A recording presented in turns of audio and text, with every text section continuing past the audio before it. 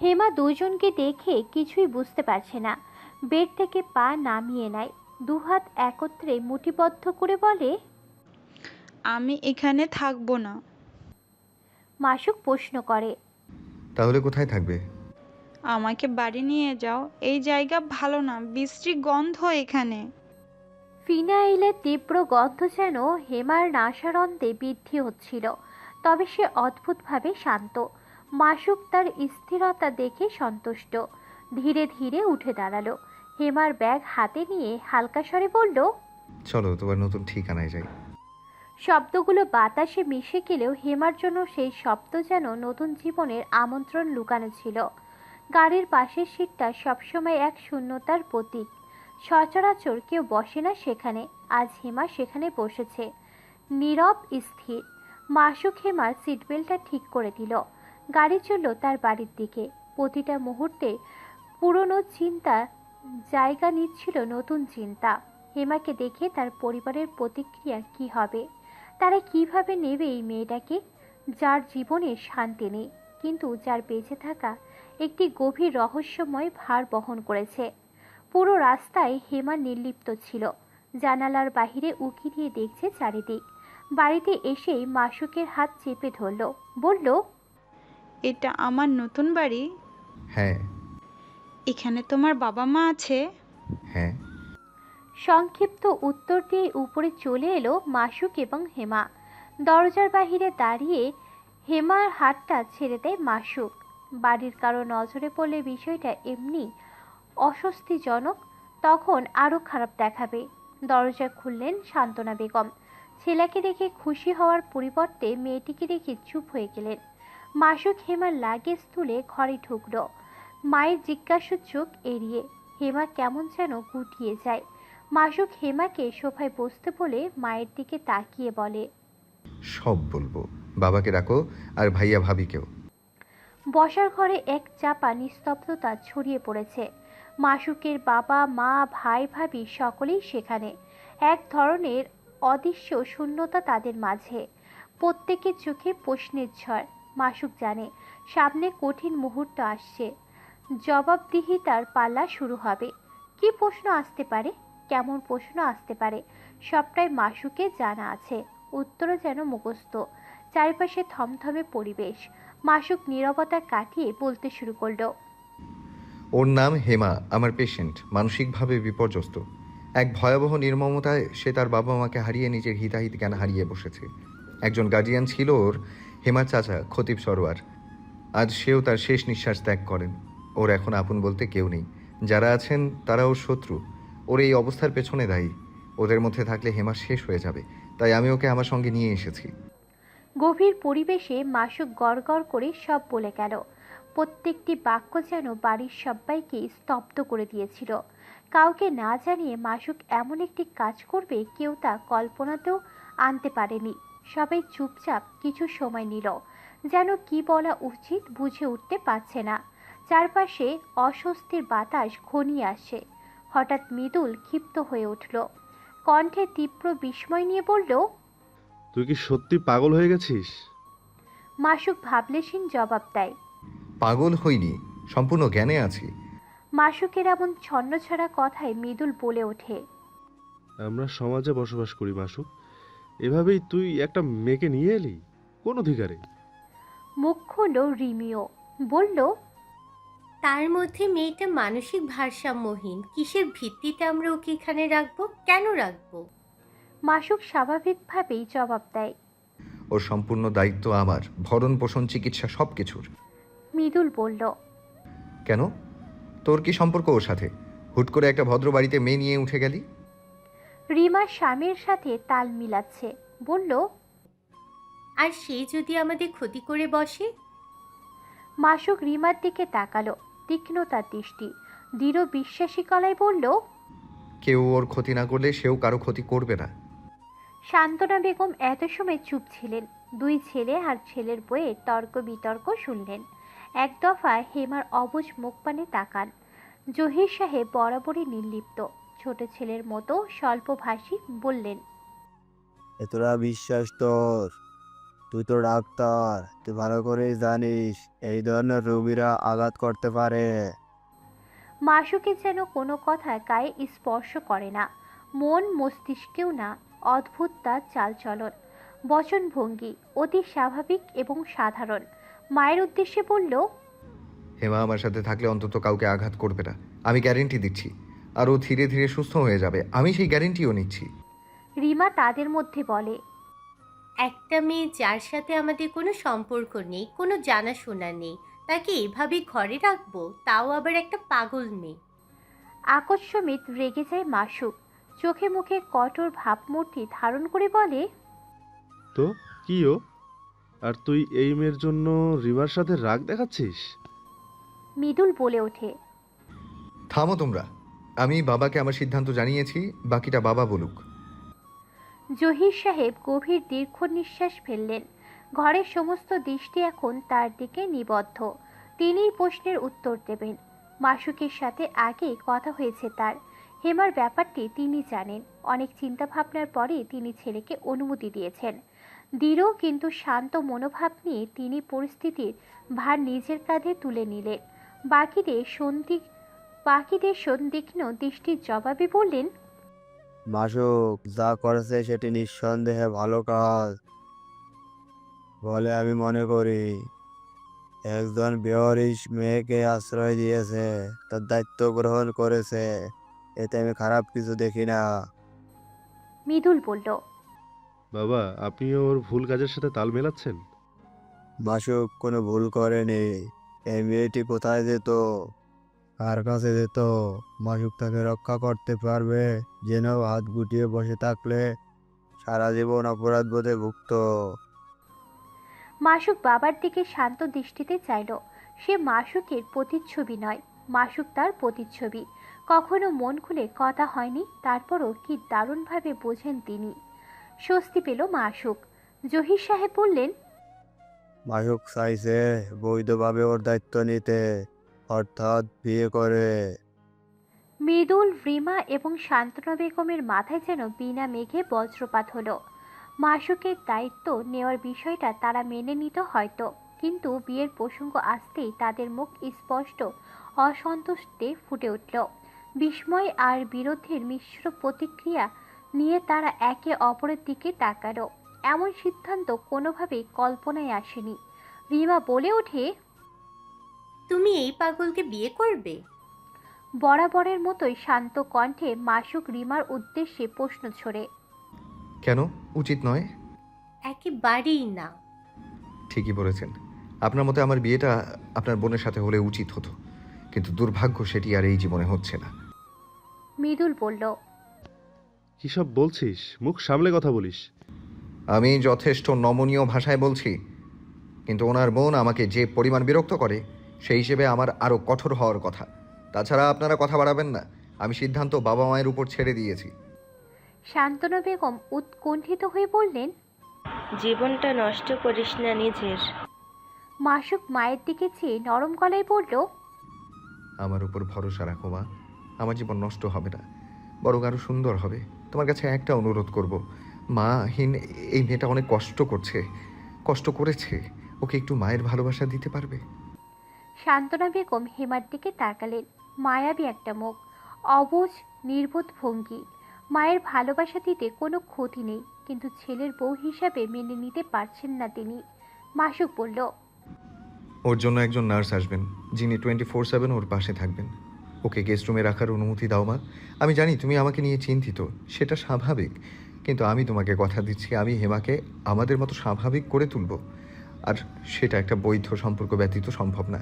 তোমরা সমাজের কথা বলো, সমাজ কি সেটা মেনে নিবে? আমি বুঝে শুনে সিদ্ধান্ত নিয়েছি মা, প্লিজ। ছেলে প্রাপ্তবয়স্ক, নিজের সিদ্ধান্ত নেওয়ার অধিকারও অর্জন করেছে। ভিন দেশে শিক্ষার জন্য পাঠানোর দিন থেকে মায়ের কর্তৃত্ব যেন ধীরে ধীরে হালকা হয়ে গেছে। তবুও মা হিসেবে অধিকার তো রয়ে গেছে। সেই অধিকার খাটান তিনি মাঝে মধ্যে, কিন্তু কখনোই নিজের ইচ্ছা চাপিয়ে দেন না। তবে মাসুকের আজকের সিদ্ধান্তে তার মনে এক ধরনের অমল ভাব, অসন্তুষ্ট। মাসুক শান্তনা বেগমের দুহাত ধরে বলল, কিছু সময় কাটাও ওর সাথে, বিয়ের পূর্বে হেমার বুঝতে হবে বিয়ে আসলে কি। তা না হলে এই বিয়ে বৈধ হবে না। ততদিনে হেমাকে বুঝো, জানো খুব আশা নিয়েও এখানে এসেছে। আমি ওকে আশ্বাস দিয়েছি এখানে বাবা মা আছে। শান্তনা বেগম জবাব দিলেন না তেমন। ইশারায় বললেন যেন খেতে আসে। মৃদুল রেগে আগুন হয়ে ঘরের দিকে চলে গেল। জহির সাহেবও উঠে গেলেন সেখান থেকে। হেমা অনেক সময় চুপ থেকে মাসুকের শার্ট টেনে ধরে বলল, এই আমার কিন্তু খিদে পেয়েছে। মাসুক হেমার দিকে ফিরে তাকালো, বলল, এক্ষুনি তোমাকে খেতে দিচ্ছি। Okay. Hema, hmm. Very good. Hema উৎসুক হয়ে জানতে চাইল, কেন ভেরি গুড কেন? যখন বড়রা কথা বলে তখন একদম চুপ থাকতে হয়, তাদের মধ্যে কথা বলতে হয় না। তুমি সেটা মনে রেখেছো, তাই ভেরি গুড। আগামীকাল 2টো আইসক্রিম পাবে। কিন্তু তার আগে আমার আরেকটা কথা শোনো। কিছুক্ষণ পর একজন আন্টি আসবেন, তুমি তার সাথে ঘুমোবে, ঠিক আছে? বাধ্য মেয়ের মতো মাথা দোলালো হেমা। মাসুকের হাতের পুতুল হয়ে উঠেছে যেন। সে ছাড়া আর কারোর কোনো অস্তিত্বই নেই। হেমা মিনমিন করে প্রশ্ন করল, হুম হুম। বাবা মা কোথায়? আছে, চলো আমার সাথে। সকালেই যেন এক এলাহি কারবার করে ফেলেছে মাসুক। হেমার ঘরের চেহারা পুরো বদলে গেছে। এক কার্টুন ভর্তি বই, একটা ট্যাবলেট, আর তাকে দেখার জন্য একজন নার্স এনে হাজির করেছে। গত রাতেই সব দরকারি জিনিস অর্ডার করে রেখেছিল। আজ ডিউটিতে যাওয়ার আগে হেমার ঘরটা সুন্দরভাবে সাজিয়ে সবকিছু গুছিয়ে দিয়ে তবেই বের হলো। মাসুকের এই আয়োজন যেন হেমার নতুন জীবনের সূচনা, তার প্রতি এক অদৃশ্য যত্নের প্রকাশ। বিষয়গুলো ভালো চোখে দেখছে না রিমা এবং মৃদুল। শান্তনা বেগম এখনও দ্বিধায়। মাসুক বইগুলো বুক সেলফে গুছিয়ে নার্সের উদ্দেশ্যে বলল। আপনি নাস্তা করে আসুন। নার্স চলে গেলেন। মাসুকের অনুপস্থিতিতে সে থাকবেন এখানে। মাসুক দুপুর 3টের সময় ফিরে আসে। নার্স বেরিয়ে যাওয়ার পর বিছানায় নির্লিপ্ত বসে পা দোলাতে থাকা হেমার সামনে পা ভাঁজ করে বসে পড়ল মাসুক। হেমা তাকিয়ে দেখল মাসুকের পরিপাটি অবয়ব, চোখে চশমা, পরনে চেক শার্ট, হাতে কালো বেল্টের একটি ঘড়ি। বরাবরের মতোই সুন্দর একটা ঘ্রাণ আসছে তার কাছ থেকে। হেমা ঠোঁটে ঠোঁট চেপে তাকালো মাসুকের দিকে। মাসুক প্রশ্ন করে, রাতে ঘুম হয়েছে ঠিক মতো? হেমা মাথা দুলিয়ে বলে। হুম। মাসুক আবারও প্রশ্ন করল, এখানে এসে চুপচাপ হয়ে গেলে যে, নতুন বাড়ি পছন্দ হয়নি? হেমা বলল, হয়েছে তো, কিন্তু এখানে এত মানুষ কেন? আমার এত মানুষ ভালো লাগে না। ওই নার্স আন্টি। হেমার কথা পূর্ণ হওয়ার পূর্বে মাসুক উদ্বেগপূর্ণ গলায় জানতে চায়। কি করেছে নার্স আন্টি? হেমা পিট পিট করে চোখের পলক ফেলে। কথাবার্তার বোকাশোকা সবসময়ের মতো। বিগত 1 মাসে কিছুটা ভালো মন্দ বোঝার ক্ষমতা এসেছে। বলে ফেলল তড়িৎ গতিতে, না না, কিছু করেনি। আমার মাথায় হাত বুলায়, আমার ভালো লাগে না। আচ্ছা, এই ব্যাপার। আমি মাথায় হাত বুলাতে না করব, ঠিক আছে? হেমার মুখে এক স্বস্তির ছায়া মিলল। নতুন জায়গায় হয়তো সে মানিয়ে নিতে পারছে না, তাই চুপচাপ। মাসুক উঠে পড়ে, হেমার দিকে চেয়ে পড়ল। খিদে পেয়েছে? হেমা পেটে হাত রেখে করুণ চোখে তাকিয়ে বলে, হুম। আজ নাস্তার টেবিলে 5 জনের পরিবর্তে 6 জনের উপস্থিত। জহির সাহেব মনোযোগ দিয়ে পত্রিকা পড়ছেন। রিমা মৃদুলকে খাবার দিচ্ছে, আর শান্তনা বেগম ব্যস্ত কিচেনে। মাসুক হেমার জন্য আস্তে করে একটা চেয়ার টেনে দেয়, যেন সে স্বাচ্ছন্দ্যে বসতে পারে। তারপর নিজেই কিচেনে চলে যায়। টেবিলের চারপাশে কারোর মুখে কোনো কথা নেই, সবাই যার যার মতো ব্যস্ত। মাসুক মায়ের পাশে দাঁড়িয়ে বলল, মা। শান্তনা বেগম বলে ওঠেন, জানি কি বলতে এসেছিস। আমি নিষ্ঠুর নই। হেমাকে একজন বাবা মাহীন নিঃস্ব মেয়ে হিসেবে আমি যত্ন করলেও ছেলের বউ হিসেবে মানব কি না সেটা সময় বলবে। খেতে আয়, তোর দেরি হচ্ছে। মা, আরেকটা কথা। আমি এটাও জানি তোর অনুপস্থিতিতে ওর কোনো সমস্যা হবে না, নিশ্চিন্তে থাক। মাসুক স্মিত হাসল। এক্সট্রা একটি প্লেট নিয়ে চলে গেল। হেমার পাশে বসে প্রশ্ন করল, কি খাবে বলো? ব্রেড, জ্যাম নাকি পরোটা? আমার মা খুব ভালো পরোটা বানায়, চাইলে খেতে পারো। হেমা চোখ ঘোরালো সবার দিকে। মৃদুল উঠে চলে গেল। তার সাথে সাথে রিমাও স্থান ত্যাগ করলো। শান্তনা বেগমের দিকে তাকালে তিনি তার অনিচ্ছার সত্ত্বেও মুখে হাসি ফুটিয়ে একটি পরোটা হেমার প্লেটে দিয়ে দিলেন। হেমা ঠোঁট টিপে হাসে। সে খুশি মনে অল্প অল্প করে খেতে লাগলো। মাসুক খাচ্ছে তার পাশে বসে। জহির সাহেব বললেন, ফিরবে কখন? প্রতিদিন যে সময় ফিরি। রূপা আপা হেমার সাথে আছে, চিন্তার কোনো কারণ নেই। জহির সাহেব আর কোনো কথা বাড়ালেন না। মাসুক হেমার দিকে এক গ্লাস জুস এগিয়ে দিল। নাস্তা শেষে হেমাকে ঘরে নিয়ে এসে একটি বই ওর হাতে ধরিয়ে দেয় আর বলে, হেমা শোনো, আমি এখন কাজে যাব। আমি ফেরার আগ অবধি তুমি এই বইটি পড়বে, কেমন? আমি এসে জানতে চাইবো তুমি কতটুকু পড়লে। আর এই যে ট্যাবলেট দেখছো, আমি ঠিক 1 ঘন্টা পর পর তোমাকে ভিডিও কল করব। এটাই, তোমার কিছু লাগলে নার্স আন্টিকে বলবে।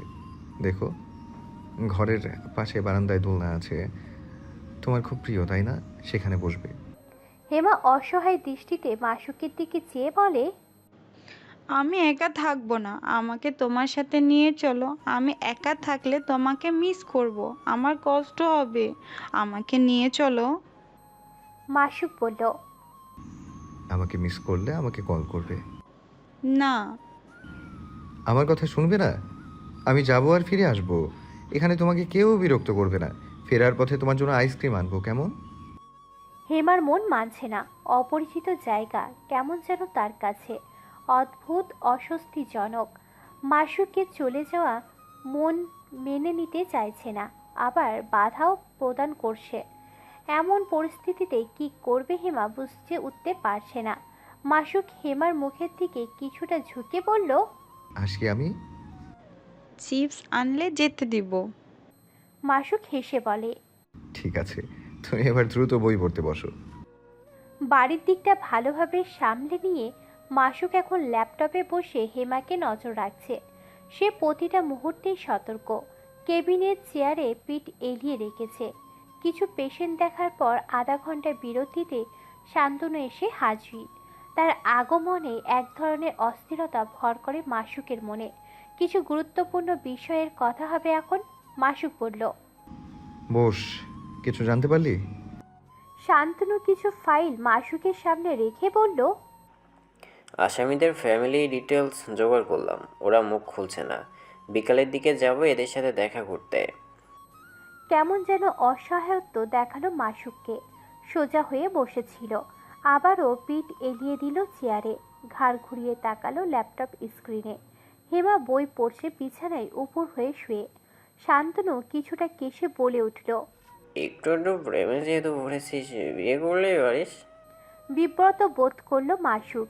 এইভাবে সরাসরি প্রশ্ন আশা করেনি। শান্তনু আবার বলে, বিয়ে করছিস না কেন? মাসুক নত গলায় বলে ওঠে, বিয়ে করতে দুই পক্ষের সম্মতি প্রয়োজন হয়। নারী পুরুষ উভয়ের বোধ জ্ঞান থাকতে হয়, যেটা হেমা নেই। সে জানে না বিয়ে কি। আমি এখন যদি তাকে বিয়ে করি, সেই বিয়ে গ্রহণযোগ্য হবে না। তাহলে কি হেমার পুরোপুরি সুস্থ হওয়ার অপেক্ষায় আছিস? মাসুক প্রশ্নটিতেই নিস্তব্ধ হয়ে গেল। এক অজানা ভয় মনে হুট করে চলে এসেছে। হেমা সুস্থ হলে যদি তাকে ভুলে যাই, যদি তাকে না চাই। মাসুক কিছু সময় নিয়ে বলল, সেটাও সম্ভব হবে না। একই বাড়িতে একই ছাদের নিচে কোনো সম্পর্কহীন থাকা সম্ভব না। তো করবিটা কি? জানি না। আর কি কোনো উপায় নেই? মাসুকের চোখ জোড়া নুয়ে আসছে। গভীর গলায় বলল, ছিল উপায়, এখন নেই। হেমার মতো মানুষ যদি সম্মতি দিতে না পারে, সেক্ষেত্রে তার পরিবারের সম্মতি দরকার হয়। এখন তো সেই রাস্তাটাও বন্ধ। আমি কি করব বুঝতে পারছি না। মনে হচ্ছে এখন আমার কাউন্সেলিং দরকার। শান্তনু হঠাৎ অট্ট হাসিতে ফেটে পড়ে। এক অদ্ভুত রহস্যজনক হাসি। মাসুক থ হয়ে শান্তনুর দিকে তাকিয়ে। এমন এক পরিস্থিতিতে যেখানে প্রতিটা মুহূর্ত তার জন্য ভারী হয়ে উঠেছে, সেখানে এই হাসি একেবারেই বেমানান। হাসি থামিয়ে শান্তনু বলল, দুদিন তোকে জ্বালাবো মাসুক, যেমন তুই বছরের পর বছর আমাকে জ্বালিয়েছিস। আমি ডাকলে আসিস নি, ফোন করলে রিসিভ করিস নি। আর সময় আমার, এবার রিভেঞ্জ নিব। ডক্টর মাসুক মৃধা। শান্তনু সত্যি অদ্ভুত লোক। গতকাল মাসুককে চোরাবালিতে ফেলে পালিয়ে গেল, অথচ এখন কেন তাকে 2 দিন জ্বালাবে বলেছে। এই অদ্ভুত কথা রহস্য কিছুতে মাসুকের মাথায় ঢুকলো না। তার উপর ফোনটাও ধরছে না, ইচ্ছে করেই এড়িয়ে যাচ্ছে, এইভাবে প্রতিশোধ নিচ্ছে। ছুটির দিনেও মাসুকের মাথা যেন দাউ দাউ করে জ্বলতে শুরু হয়েছে। ঠিক তখনই তার ষষ্ঠ ইন্দ্রিয় জানান দিল দরজার কাছে কেউ দাঁড়িয়ে আছে। কোনো দিকে না তাকিয়ে হালকা হাসি ফোটালো মাসুক। আরে সত্যিই তো, দরজায় দাঁড়িয়ে হেমা। হাত তুলে ইশারা করে ডাকলো মাসুক। হেমা গুটি গুটি পায়ে এসে দাঁড়ায়। মাসুক বলল, বসো। হেমা চুপচাপ, ঠান্ডা, যেন তার কোনো সমস্যাই নেই। মাসুকের দিকে তাকায় বিস্ময় নিয়ে। তার পরবর্তী পরিধেই অন্যরকম লাগছে হেমার। আর শার্ট পরা নেই, টি শার্ট আর ট্রাউজার পরে আছে মাসুক। চোখে চশমাটাও নেই, কেমন যেন দেখাচ্ছে। মাসুক প্রশ্ন করলো, কি দেখছো? হুম, তুমি আজ অন্য কাপড় কেন পরেছো? এটা আমার বাড়ির কাপড় হেমা। কেন, ভালো লাগছে না? সরল হেমা উত্তর দিল সাদাসিধে। না, তোমাকে ভালো লাগছে, চশমা পরো, আরো অনেক অনেক ভালো লাগবে। হেমার আবদার মাটিতে পড়ার পূর্বেই চশমা তুলে নিল মাসুক। চোখে পড়ে বলল, এখন? সুন্দর লাগছে তোমায়। মাসুক স্বল্প হাসল। হেমার রুক্ষ মুখের দিকে চেয়ে বলল, খারাপ লাগে এখানে থাকতে? কষ্ট হয়? হেমা মাথা নোয়ায়। বিছানার চাদরে তর্জনী আঙ্গুলের সাহায্যে অদৃশ্য অঙ্কনে ব্যস্ত হয়ে পড়ে। মিনমিন করে বলে, তুমি চলে যাও তখন ভালো লাগে না, তারপর আমি ঘুমাতেও পারি না, শক্ত বালিশ আমার মাথা অনেক ব্যথা করে। তুমি এটা আমাকে আগে বলবে তো বোকা মেয়ে। আমি আজই নতুন বালিশ কিনে আনবো। আর কিছু লাগবে? বাচ্চাদের মতো আবদার করে বলল। আর একটা কোল বালিশ লাগবে। মাসুক কপালে তর্জনী আঙ্গুল চেপে হেসে ফেলল। অদ্ভুত সুন্দর আবদার, বাচ্চাদের মতো সুর, তবে সবটাই সুন্দর। আগলে নেওয়ার ইচ্ছে আরো প্রবল করে মাসুক বলল, আমরা আজই যাব সব কিনতে, কেমন? ওকে। মাসুকের নজর গেল হেমার চুলের দিকে। এলোমেলো নাজেহাল অবস্থা, একেবারে রুক্ষ। মাসুক উঠে দাঁড়ালো। হেমাকে রেখে বাহিরে গিয়ে তেল নিয়ে এসে বলল, ওই যে সামনে দেখতে পাচ্ছ, সে আমার মা। তার কাছে এই তেল নিয়ে গিয়ে বলো যেন তোমার চুলে তেল লাগিয়ে দেয়। না না, উনি আমাকে বকে দিবে, চাচিটা আমাকে বকে দিত, উনি আমাকে বকে দিবে। মাসুকের মনক্ষুণ্ণ হলো। চাচির কথা শুনে তারও ভালো লাগছে না। মাসুক হেমাকে বোঝানোর ভঙ্গিতে বলে, উনি তোমার চাচি না, তোমার নতুন মা। যাও, কিচ্ছু বলবে না। মাসুকের প্রত্যেকটি বাক্য যেন হেমার মনে শিকড় গেঁথে ফেলেছে। তার মুখ থেকে যা বের হয় সেটিই যেন নিয়তি। হেমা সম্পূর্ণরূপে জড়িয়ে গেছে মাসুকের ইশারায়, যেন পুতুল হয়ে, তার হাতের পুতুল। মাসুক যা বলবে হেমা তাই মেনে নিতেই বাধ্য। ধীর পায়ে মাসুকের আদেশে এগিয়ে গেল সান্ত্বনা বেগমের দিকে। চোখে অনুরাগ আর মুখে শিশুসুলভ আবদার। হেমা বলল, আমার চুলে তেল দিয়ে দাও, মাশরুম বলেছে তুমি আমার নতুন মা। সান্ত্বনা বেগম হতবাক হয়ে তাকিয়ে থাকলেন এমন কথায়, যেন এক অদ্ভুত পরিস্থিতির মধ্যে পড়েছেন। ছেলের নামে বিকৃতিতে হাসি আসছে। নতুন মা কথাটি শুনে মমতার প্রতিফলন ঘটল। হাতের কাজ রেখে বললেন, এসো। হেমা এগিয়ে আসে, জানতে চাই। কোথায় বসবো? সান্ত্বনা বেগম বুঝতে পারলেন না কি বলবেন। ওকে কি নিচে বসতে বলা উচিত হবে? যদি নিচে না বসে তাহলে তেল দেবেন কি করে? দরজার আড়ালে দাঁড়িয়ে থাকা মাসুক এসে হাজির হয়, বলে, নিচে বসো মায়ের কাছে, তাহলে তেল দিতে ইজি হবে, বুঝেছো? হেমা আঙ্গুল দিয়ে ইশারা করে দেখানো জায়গা, বলল, এখানে? হ্যাঁ। হেমা ঠিকঠাক জায়গায় পা ভাঁজ করে বসে পড়ে।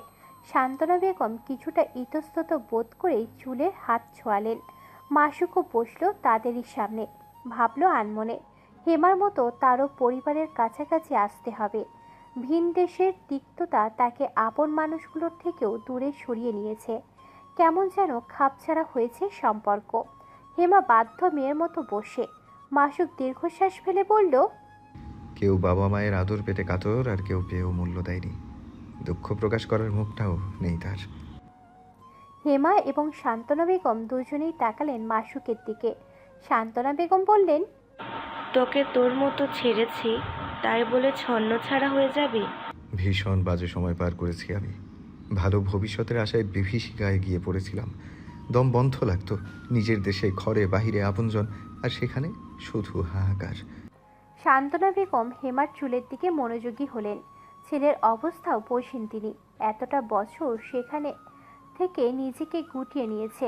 ভালো দিন খারাপ দিন অসুস্থতায় কাউকেই পাশে পায়নি। তিনি বললেন, ফিরে এসেও আমাদের আপন করে নিসনি।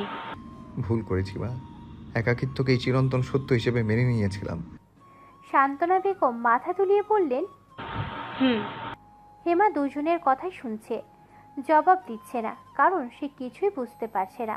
মাসুক বলল, হেমাকে দেখে নিজেকে শুধরাতে চাইছি। হারানোর ভয় ঢুকেছে মনে হয়। এইসব কথা বলবে না মা, ভালো লাগে না। তুমি হেমার প্রতি মনোযোগী হও। আমার চেয়ে বেশি ওর তোমাকে আর বাবাকে প্রয়োজন। হঠাৎ করেই হেমা মাথা নুয়ে শান্তনা বেগমের কোলে শুয়ে পড়ল। শান্তনা বেগম চমকে উঠলেন। এক মুহূর্তের জন্য যেন বুঝতেই পারলেন না কি ঘটল। মাসুকও সঙ্গে সঙ্গে উৎকণ্ঠিত হয়ে এগিয়ে এলো। ভয় তাকে সবসময় তাড়া করে। আবার কিছু হলো না তো? মাসুক হেমার মুখের দিকে গভীরভাবে তাকিয়ে থাকলো। দেখে বুঝতে পারল মেয়েটি ঘুমিয়ে পড়েছে। শান্তনা বেগমের হাতের কোমল তেল মালিশে আরামের জোয়ারে হারিয়ে গিয়ে তার চোখ লেগে এসেছে। শান্তনা বেগম এবার ছেলের দিকে চাইলেন। তার দৃষ্টির চিন্তার ছাপ স্পষ্ট। মাসুকের চোখে তখনও উদ্বেগ, কিন্তু সঙ্গে এক ধরনের শান্ত স্বস্তিও। আরে আরে, কি আশ্চর্য! আমার কলার চেপে আছিস কেন? ছেলে মানুষই ফিরে এসেছে দুই বন্ধুর মাঝে, যেন পুরনো দিনের মতোই। মাসুকের মাথায় রাগ চেপে আছে। রাগের বশে ধানমন্ডি লেকে দাঁড়িয়ে শান্তনুর কলার চেপে ধরেছে। দীর্ঘ 30 ঘন্টার পর শান্তনুর দেখা মিলেছে। দেখা মাত্রই সে ঝাঁপিয়ে পড়ল শান্তনুর উপর, যেন সব ক্ষোভ মিটিয়ে দিতে চায়। শান্তনু হাসতে হাসতে সরে যাচ্ছে, বলছে, শালা, তোর সাহস তো কম না! ইন্সপেক্টর শান্তনু মজুমদারের গায়ে হাত দিছিস? এখনই হাজতে নিয়ে যাব কিন্তু। তার হাসির মাঝেও বন্ধুত্বের অটুট বন্ধন।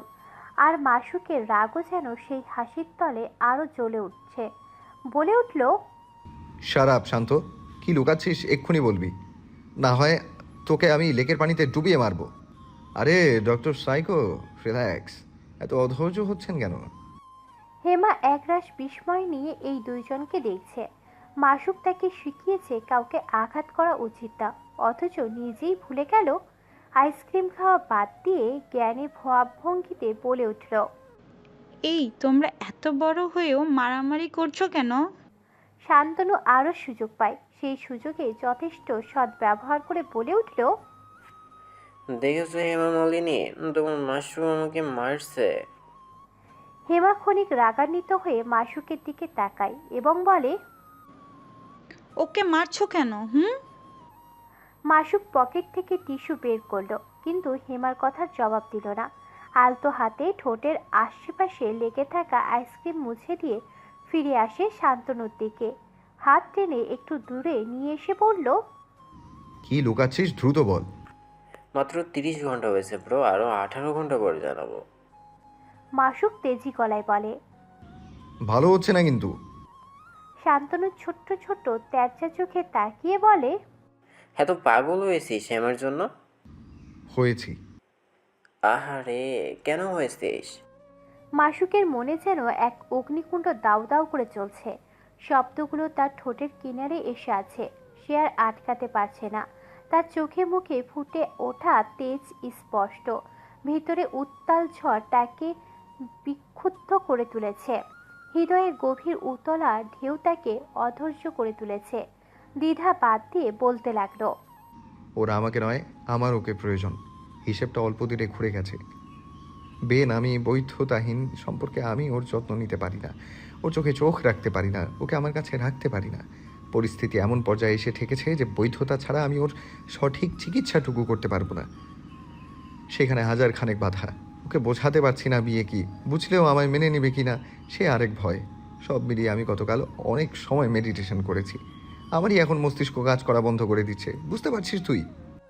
মাসুকের কথাবার্তা শুনে মনে হলো সে একেবারে মরিয়া হয়ে উঠেছে। শান্তনু কিছু সময় একঘেয়ে বন্ধুটির দিকে চেয়ে দেখল। এত কথা কোনো কালেই বলেনি, আজ বলেছে। সিদ্ধান্ত নিল তাকে আর জ্বালানো উচিত হবে না। পকেট থেকে একটি কাগজ বের করে দিল তার হাতে। মাসুক আশ্চর্য হয়ে বলল, এটা কি? পড়ে দেখ আর আমাকে মাফ কর।